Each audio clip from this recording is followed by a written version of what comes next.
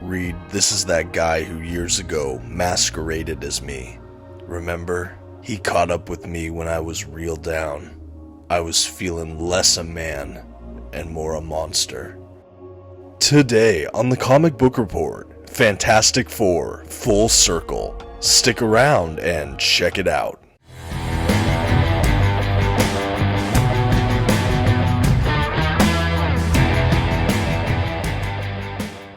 Greetings all, my name is Dominic and you're tuning in to the Comic Book Report, where we review comic books and graphic novels so you can get an idea of what to read. And folks, I have a special one for you today. Of course I'm talking about Alex Ross's Fantastic Four Full Circle. The art is worth the cost of admission alone, but the fact that this is also a sequel to a story from the 60s, more on that later, this is a must-buy for Fantastic Four fans.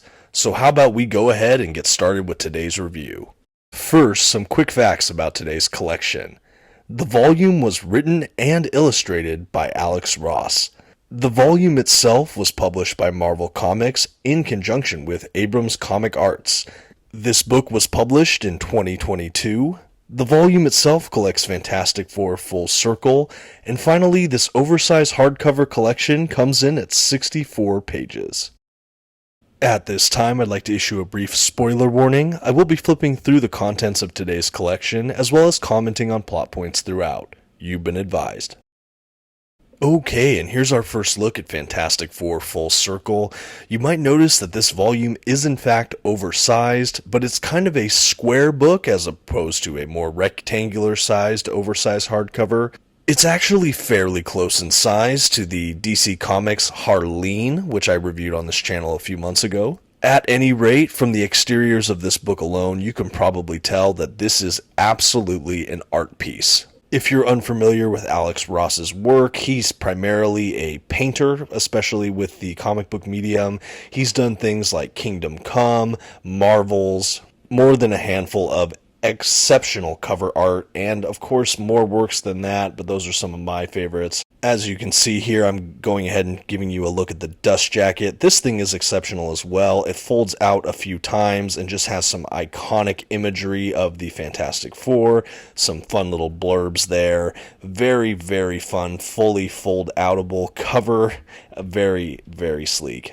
I'll give you some more views and angles of this dust jacket before we transition to taking a look at the hardcover itself, which is also gorgeous with a kind of minimalistic style that I really enjoy. Back to Alex Ross though, like I said, he does a more realistic approach to comic book art, looking more like oil paintings than panels of a comic book. He's an absolutely incredible artistic talent, and I was really pleased to find out that he not only illustrated this book, but also wrote it. It is a smaller book, but with what he does with these oversized pages and just the amount of art that's crammed into this, it feels more dense than the 64 pages would suggest. Still a quick read, but it's dense for what it is, and you'll get a good look to see if this is a collection worth picking up for yourselves. There's a quick shot of the binding for you as well if you wanted to see that.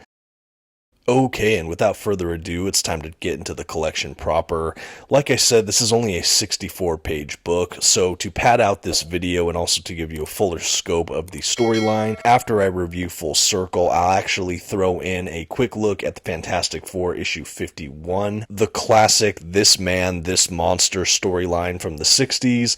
This book, Full Circle, serves as a kind of sequel to that storyline, but before you get worried, this book can completely stand alone by itself on its own merits, but you get a fuller picture if you have read that classic story. So please stick around till the end of the video.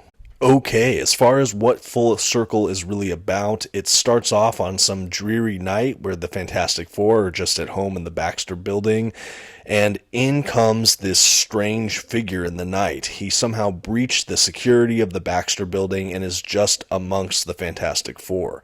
Before long, this person kind of collapses. They examine him only to find that he is the same man who impersonated the Thing back in Fantastic Four 51. He appears to be dead, and they try to do a kind of autopsy on him and inflow these crazy creatures out of him that they believe are from the negative zone.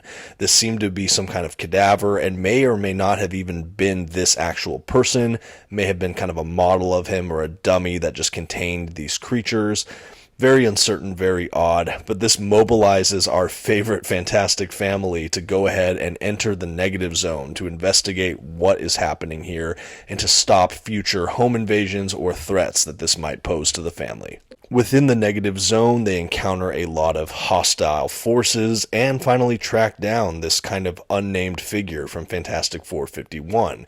And we get kind of a follow-up, seeing what's up with him now, how he survived the events of Fantastic Four 51, and ultimately wrap up the story in a nice little bow. We get the Fantastic Four home. Overall, a great adventure that explores some of the Fantastic Four's mythos, revisits a classic issue, and ultimately explores the negative zone. What more could you ask for? Something worth noting as well is just the extreme care that Alex Ross took sequelizing a classic issue.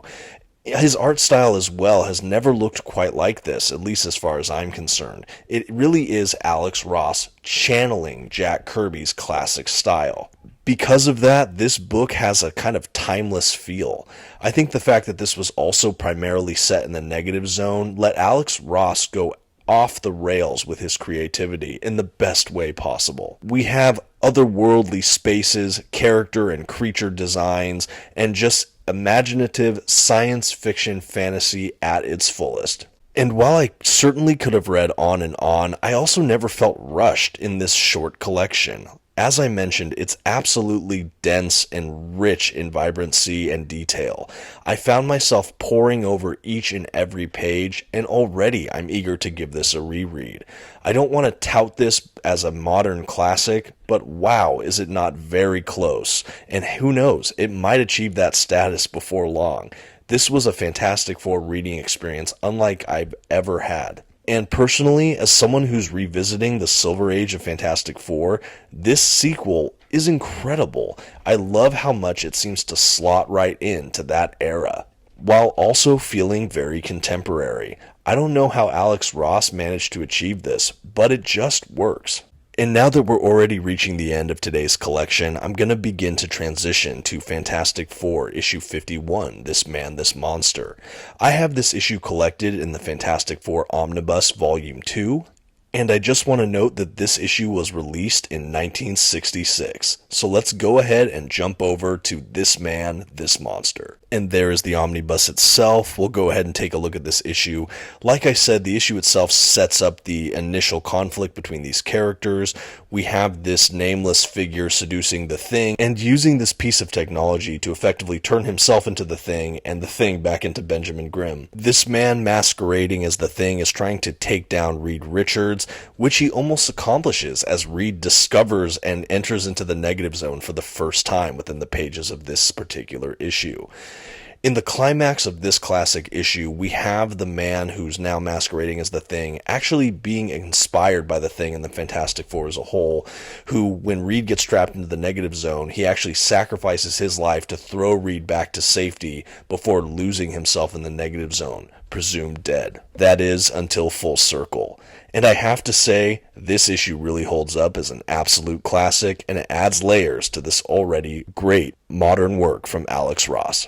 If you'd like to see more about Ross's process for this book in particular, you can find videos he's posted on his own YouTube channel. I found them immensely enlightening, and I want you to go ahead and check that out if you're interested. And now it's time to give this a grade. For this artistic triumph that serves not only as a standalone collection, but also as a great sequel to a classic issue of the Fantastic Four, the Comic Book Report is happy to award Alex Ross's Fantastic Four Full Circle a B+. It is a quick but dense collection that left me eager for more. This collaboration between Marvel Comics and Abrams ComicArts leaves me desperate to see more of these artistic, oversized collections. Have you read Fantastic Four Full Circle? Let me know in the comments below. I sincerely hope you enjoyed my review, And until next time, this has been the Comic Book Report. Thank you so much for stopping by. Please leave me a comment so I can hear from all of you. And until next time, have a good one.